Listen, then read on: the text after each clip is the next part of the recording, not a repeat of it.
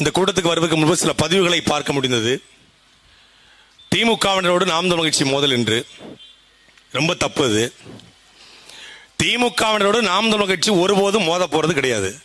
திமுகவில் இருக்கிறது யாரு? எங்க அண்ணன் தம்பி, என் சித்தப்பன் பெரியப்பன், என் மாமன் மச்சான், என் அங்காளி பங்காளி. அவர்களோடு எங்களுக்கு மோதலே கிடையாது.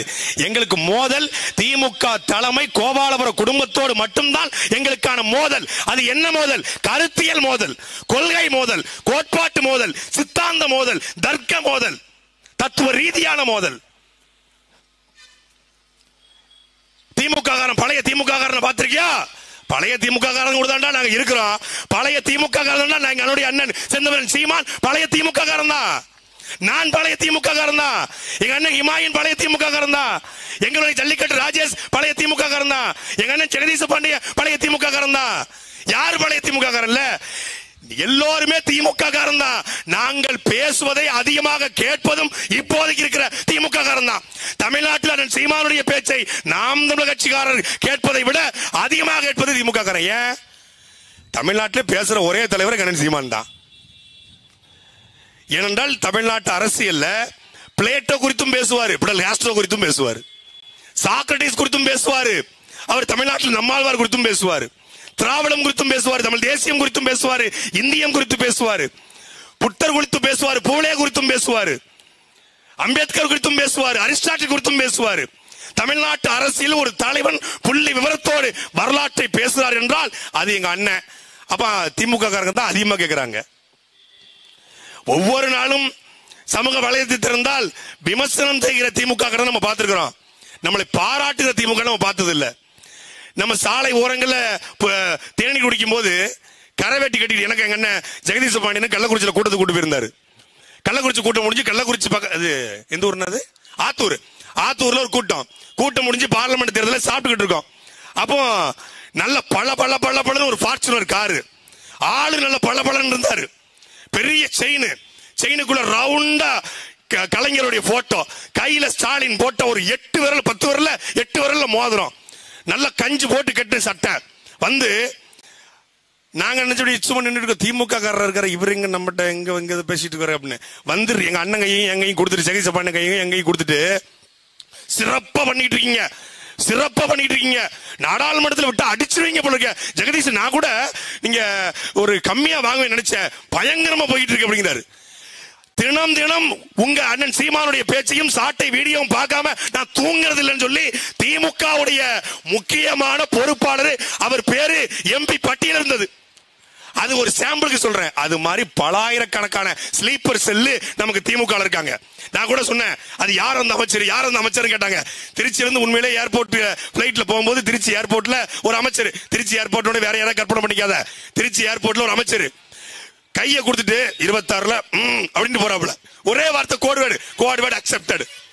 அதனால நம்ம சண்டை எங்களுக்கு திமுகவோடு கிடையாது, திமுக தலைமையோடு சண்டை எடுக்கிறோம், திமுகவுடைய கோபாலபுரம் குடும்பத்தோடு சண்டையிடும். ஏனென்றால் இந்த நாட்டை 50 ஆண்டு காலமாக கொள்ளையடித்து வைத்ததால், இந்த மக்களை ஏமாற்றியதால், இந்த மக்களை ஆடு மாடுகளை போல வைத்து 200 ரூபாய்க்கும் 300 ரூபாய்க்கும் வாக்களை பறித்ததால்.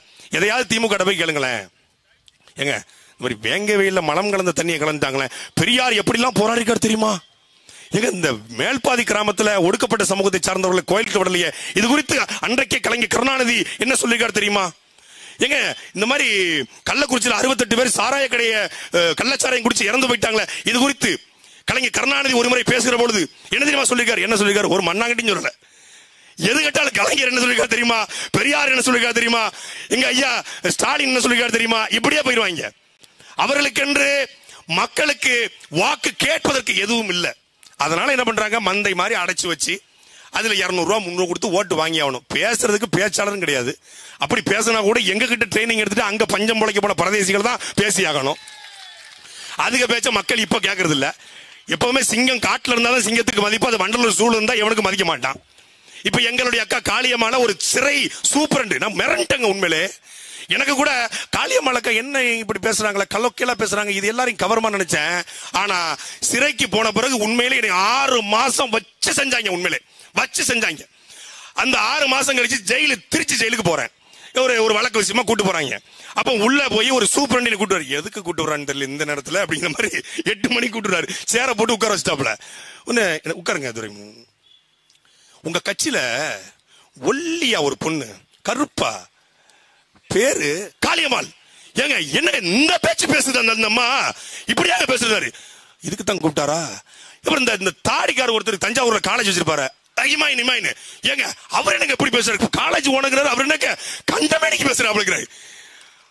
அப்போ ஒரு சிறை கண்காணிப்பாளர் நம்முடைய கட்சியை எப்படி உற்று நோக்கிறார் என்பது தெரிந்தது. அப்போ அவர்களால் அதுக்கப்புறம் எனக்கு அங்க கிடைச்ச மரியாதையே வேற, அவரை கூட்டு போய் அவருக்கு என்ன மாதிரி கொடுக்கணுமோ கொடுத்துருங்க.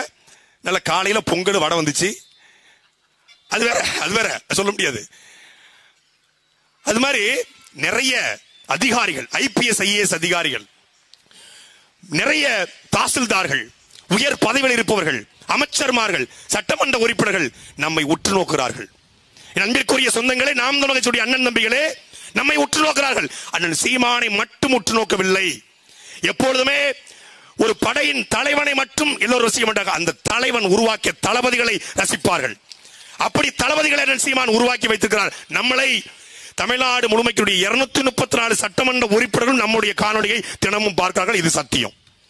நம்முடைய 34 அமைச்சர்களும் நம் பேச்சுக்கு, அண்ணன் சீமான் பேச்சு மட்டுமல்ல எல்லாரும் பேச்சையும். அதனால தான் அண்ணன் சீமான் கண்ணியமா பேசு, கவனமா பேசு, ஒழுக்கமா பேசு, ஒழுங்கா பேசு.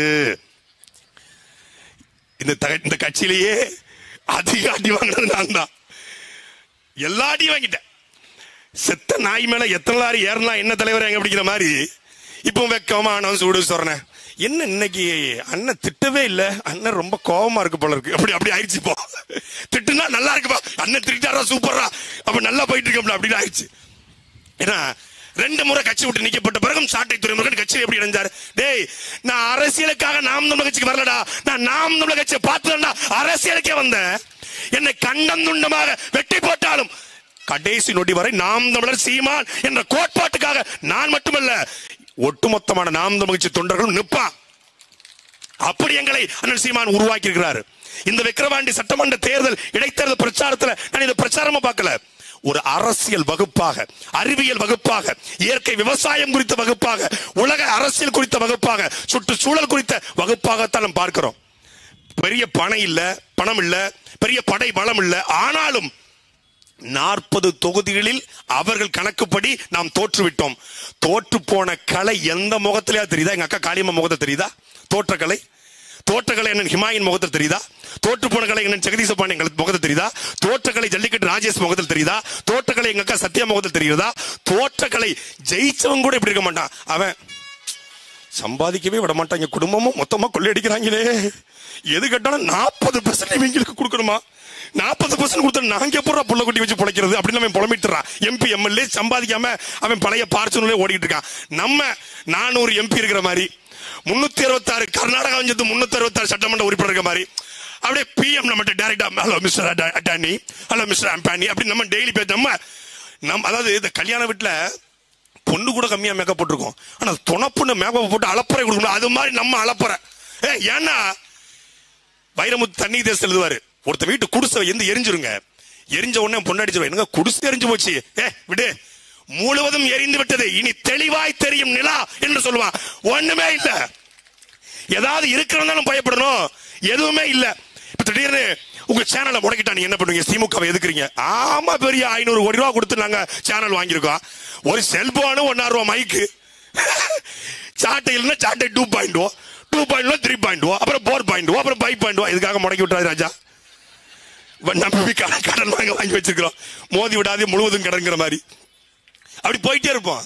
ஏன்னா எதுவுமே இல்லை. எங்க அண்ணன் சொன்னாரு, டேய் தம்பி, நாம நல்ல ஆட்சி கொடுக்கணும், இயற்கை விவசாயத்தை கொண்டு வரணும், நெய்தல் படை கட்டணும், தமிழ்நாடு முழுமைக்கும் இயற்கை விவசாயத்தில் இருப்பவர்களை அரசு வழியாக மாற்றணும். இதுக்காக ஆட்சிக்கு வர்றோமோ இல்லையடா, இவர்களை ஒழிக்கவாவது நாம் ஆட்சி அதிகாரத்துக்கு வரணும்னு சொன்னார். எவர்களை எவன் இந்த இனத்துக்கு எதிராக நின்றாலோ, எவன் 1 லட்சம் தமிழர்கள் சாகும் பொழுது பதவி கேட்டு அலைந்தானோ, எவன் ஆத்து மணலை கொள்ளையடித்தானோ, எவன் கனிம வளத்தை கொள்ளையடித்தானோ, எவன் குடும்ப அரசியல் செய்கிறானோ, எவன் 68 பேரை கள்ளச்சாராயம் குடிக்க வச்சு சாகடிச்சானோ, எவன் 32 லட்சம் விதவைகளை தமிழ்நாட்டில் உருவாக்கினானோ அவனை வீழ்த்த நாங்கள் அரசியலுக்கு வரணும்னு சொன்னாரு.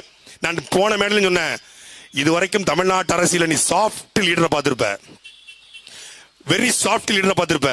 ஆளு போட்டிருக்க ஷர்ட் வேணா வெள்ளக்காரன் ஸ்டைல் இருக்கணும், உள்ளுக்குள்ள ராமநாதபுரத்துல அரணையூர்ல பிறந்த ஒரு காட்டான் உள்ள ஒளிஞ்சுக்கிட்டு இருக்கான். எப்படி நான் வெள்ளையா இருந்தாலும் திருநெல்வேலியில் இருக்கக்கூடிய ஒரு காட்டான் எங்குள்ள இருக்கானோ, எங்க தம்பி இசை மதிவு, எங்க சகோதரர் இசை மதிவானுக்குள்ள ஒரு திருநெல்வேலி காட்டா இருக்கானோ, அண்ணன் ஹிமாயின் படிச்சவர் மாதிரி இருப்பாரு. ஆனா உள்ளுக்குள்ள தஞ்சாவூர் காட்டம் ஒருத்தர், தஞ்சாவூர் காட்டம் தேவிப்பட்டினம் காட்டம் ஒருத்தன் ஒளிஞ்சிருக்கான். எங்க அண்ணன் ஜெகதீச பாண்டியனுக்குள்ள ஆத்தூர் காட்டம் ஒளிஞ்சிருக்கான். அது எங்க அண்ணன் தேவாக்குள்ள மதுரை காட்டம் ஒளிஞ்சிருக்கான். அப்படி பல காட்டேரிகளும் சொல்லுவாங்கல்ல, பேசுறியா லேடன் பேசுறியா பின் லேடன் கண்ணை நோட்டி தின்னுடுவேன் அப்படிங்கிற மாதிரி நாங்க கூட்டம். அதனால சம்பாதிக்கிறவன் சம்பாதிச்சுக்க, கொள்ளையடிக்கிறவன் கொள்ளையடிச்சுக்க, ஊழல் பண்றவன் ஊழல் பண்ணிக்க. 26க்கு அப்புறம் வந்தாருன்னா சொட்ட எலும்ப உடைச்சிருவார், இது சத்தியம். அப்படிப்பட்ட ஒரு தலைவன் கையில் அதிகாரம் வேணும். காமராஜர் இருந்தது, சர்வாதிகார தலைவனாக காமராஜர் இருந்தார். அதுபோல ஒரு அன்பான சர்வாதிகாரி கையிலே இந்த நாடு சிக்க வேண்டும். ஸ்டாலின் சொல்லுவாரு, ஆக நானும் சர்வாதிகாரிதான், என் கட்சிக்காரங்க தவறு செஞ்சா கூட நான் கடுமையா நடவடிக்கை எடுப்பேன், இரும்பு கரப்பு கொண்டு அடக்குவேன்.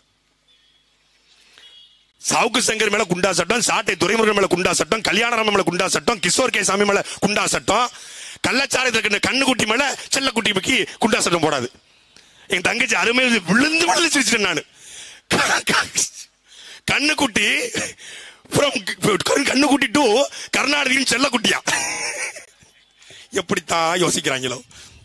அப்போ ஒரு வெறி பிடிச்ச கூட்டத்தில் நீங்க அதிகாரத்தை கொடுக்கணுங்க. அப்படி சர்வாதிகாரி ஸ்டாலின் சொல்லுவாரு, அவர் செய்ய மாட்டாரு, ஏன்னா செய்ய தெரியாது, நோக்கம் இல்ல, இன்டென்ஷன் இல்ல. இன்டென்ஷன் இருக்கணும், எய்ம் இருக்கணும், கோல் இருக்கணும், நோக்கம் இருக்கணும், இலக்கு இருக்கணும். அவன் இலக்குக்காக உழைத்த தேசிய தலைவன் பிரபாகருடைய தம்பி, அவன் இலக்கை நோக்கி பாய்வான். அதுக்கு நாம் தடைக்கல்லாக இல்லாமல் படிக்கல்லாக நிற்போம். எல்லோரும் பெரும் படையாக வர்ற 2, 3, 4, 6, 7, 8 ஒட்டுமொத்த நாம் தமிழர் கட்சியும் விக்கிரவாண்டியில் முகாமிடுவோம். விக்கிரவாண்டியை நாம் தமிழர் கட்சியின் கோட்டையாக மாற்றுவோம். இது திமுக கோட்டை என்றால் அந்த கோட்டையிலே பெரிய ஓட்டையை போடுவோம். நன்றி, வணக்கம்.